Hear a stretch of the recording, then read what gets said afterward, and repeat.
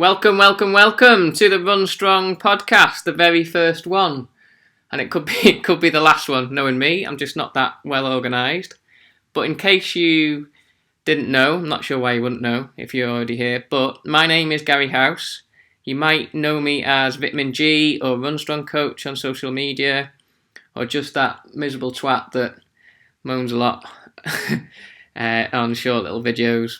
But I thought I would use the next few minutes as an introduction to what might be happening in future episodes if I ever get round to doing them. It's not really an ego-driven thing for me for this podcast, which might be a little bit unusual, but you might also be shocked to hear that people have asked me again and again and again to do one. That's not always been the case, but, I was at a talk last week at the Love Trails Festival. I was giving a quick talk there, and a couple of people mentioned it might be a good idea. So I bought myself a mic, and here we are today. Two things happened though recently. I got asked to be a guest on a podcast, which was obviously lovely. Lovely. I would never say that usually. It was a pretty successful one. They're doing all right. So it was obviously a good thing to be asked, until I found out that they wanted to ban me from swearing. Now, I don't go out my way to swear, you might be shocked to hear, but I do love a well-timed fuck. It's like the Swiss Army knife of swear words for me. I'm not afraid of swearing. If people don't like it and they get offended, that's cool too, but you don't have to listen to these podcasts, and you don't need to follow me on social media. There's plenty of other people that don't swear, or they like to pretend that they don't swear. We all fucking swear, don't we? Come on. Anyway, the very same day that happened, I went for my long run. It was only about 90 minutes, and listened to a podcast. It was a new podcast, listened to the whole thing, and I think it was the most boring load of shite I've ever listened to. I'm not going to go into it, but fucking hell. I got home from that run, jumped on Amazon and bought a mic. And I'm not saying that mine will be less boring, but yeah, I couldn't listen to any more. There are lots of good podcasts out there though, too. I'm going to mention them in future episodes, but yeah, I spend a lot of time listening to podcasts. I learn loads from podcasts. I learn much better listening. I wish I'd known all that back in high school and college and all that kind of stuff. If I can read a book and it will just be gone. I can watch something and I'm okay, but if I listen to something, if you tell me something, I learn it instantly, pretty much. Some of these things might have guests on, some won't have guests on, some might be 5 minutes, some might be 2 hours. Haven't really got a plan with where I'm going. I just thought I'd get it started. If I waited for everything to be perfect, I wouldn't do anything. So yeah, this is episode number 1. Might help people understand my reasons for the piss taking and all the infotaining posts I put out. But I really count myself lucky. I count myself lucky that when I started out running, there was no social media. The internet was about, but it wasn't an endless mess of conflicting shite you see these days. Running wasn't really a natural thing for me either. I nearly said I was a footballer when I was a teenager. I wasn't a footballer. I was probably the most average player you could have met, but I was lucky from the ages of 12 to 21, 22. I was actually surrounded by a lot of decent players. Now, my friends probably won't listen to this, so yeah, they won't get to hear this. But yeah, I had a lot of decent players around me, so we used to win the odd cup, we used to win the league the odd time. So playing football was pretty good for me. I was average, everyone else was pretty decent. I think I scored about 5 goals in 10 years, something like that. Played left back, left wing, played everywhere. But it wasn't really the football that I loved. I loved the team sport thing. I loved the piss taking, the banter, if you want to call it that. I loved going out on the drink, on the lash with all the lads. We would train twice a week, play Saturday, Sunday. Yeah, it's just, they're the things I miss about those years, really. Being a runner, it can be pretty lonely. I also had that combination of having a quick and a big mouth, which could get you in trouble, or got me in trouble a few times, but, didn't really care, had a thick skin from a young age. I've also, lucky again, had some handy mates, so they won't mind me saying, I'd get in trouble, they'd get me out of it a few times. Anyway, if you've played team sports, you'll know what it's like, and that's why running really. That's why all the social media stuff. I quite like all the feedback, good and bad. I like having that bit of interaction. So early teenage years.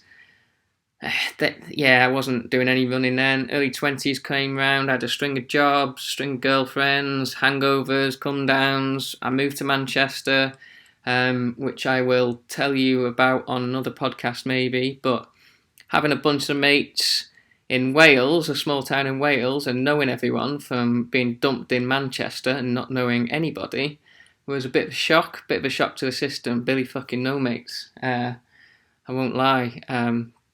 Wasn't as fun as I expected it to be. Didn't have anyone to have the laugh with. Nobody laughed at my jokes. Nobody to take the piss out of me, and I couldn't take the piss out of them.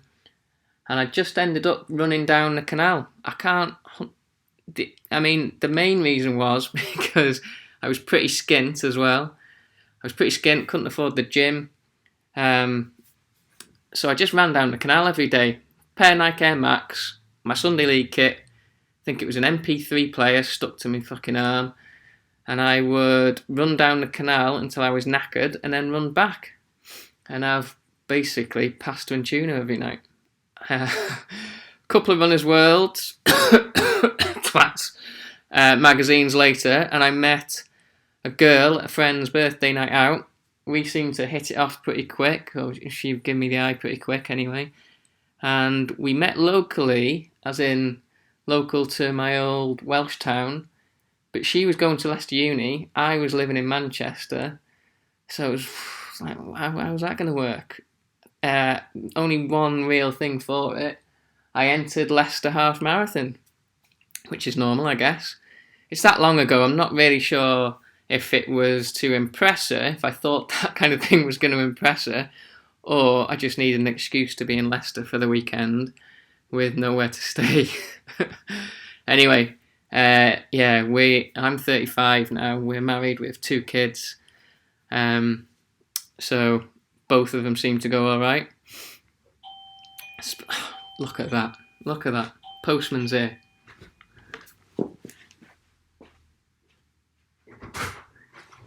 Morning, mate. Maybe. Cheers, thank Not you. give it. Yeah, see you soon.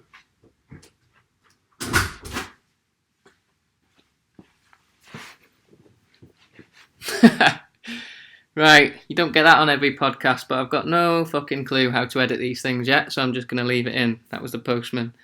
Yeah, didn't really know if that was going to impress her, but yeah, I'm 35, we've got 2 kids, we're married, so I think it worked out all right, if I'm honest. Thing is, though, that was the first experience of racing since cross-country in school, and I can remember I could hardly carry my bag back to the bus, but I was trying to look good and just trying to walk normally. Couldn't really walk properly for the next few days, if I'm honest.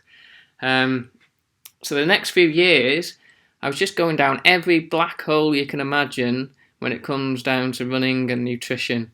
90% of it was probably useless, but yeah, I would spend all day, every day, just trying to consume as much as I can and reading books and just learning about it, because I was pretty shit, but I was determined not to be shit for that long. Spent time with coaches that seemed to know what they were talking about, and it was just easier back then. There wasn't 100 different run coaches on your Instagram timeline, there wasn't Facebook groups, there wasn't any of that kind of shit. So you had to really work hard if you wanted to get better at something. And I wouldn't say I get addicted to things too easy, because people with real addictions would have me off for that, if I'm honest. But I will say that if I hadn't become a bit obsessed with it all back then, my life would definitely be completely different. Anyway, that's how I started. That's how it all started. I'll probably touch on things a bit more in future podcasts. again if I get round to them. But that was nearly 15 years ago. I've been coaching runners face-to-face for nearly 10 years now. Nearly 10 years before I even started any of the online stuff and the coaching through what we know now as the RunStrong Coaching Club, or the RunStrong Club, www.therunstrongclub.com. I guess this podcast is sponsored by that. Until the big boys come knocking anyway. But every post I do, every email I write, or the info I put out is based on pretty much an obsession with making myself a better runner. But I also like to take the piss and have a laugh too, as you probably know. I want to clear up any of the kind of bullshit out there, do my best to take all the science, do all the boring legwork for you lot, and just make it easier for you. I had it pretty easy, I think. If you applied yourself and you learnt the right stuff, you could do okay 15 years ago. These days, you need a degree in bullshit just to get your foot through the door. So if you've got anything you want to ask me, if you want me to cover anything in particular in future episodes, if you know how to edit podcasts, give me a shout. Like I said, I'll try and get some guests on. We'll see who is brave or stupid enough. I've got plenty of mates in the running world, but some of the best ones haven't got a big mouth like me. Some of the funniest ones haven't got a big mouth like me, so we'll see what we can do. You can follow me on Instagram at runstrong_coach, I think, or Facebook is just runstrong. Send me a message. Tell me where we're going with this.